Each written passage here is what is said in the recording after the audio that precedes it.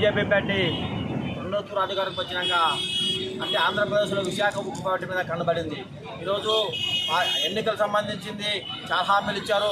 అందులో ప్రపంచ కార్మికుల సంఘానికి సంబంధించింది ఈరోజు కేంద్ర కార్మిక సంఘాల విషయంలోన 4 లేబర్ కోడ్ తీసుకురావడం, 4 లేబర్ కోడ్ 4 చేసి తెచ్చారు. అలాగే ప్రభుత్వంలో అనుసంధానంగా పనిచేస్తున్న ఎల్ఐసి ప్రభుత్వ ఉద్యోగాలన్నీ ఈరోజు కేంద్ర ప్రభుత్వం ప్రైవేటీకరణ చేయడానికి ప్లాన్ చేస్తుంది. అందులో విశాఖ ఉక్కు ఫ్యాక్టరీ కూడా అంటే గత ప్రభుత్వం వైసీపీ ప్రభుత్వం ఉన్నప్పుడు కూడా ప్లాన్ చేసింది. ఆ ప్లాన్లో కార్మిక సంఘాలు, రైతు సంఘాలు వ్యతిరేకించడం వల్ల ఆ రోజుల్లో కేంద్ర ప్రభుత్వం వెనకపోవడం జరిగింది.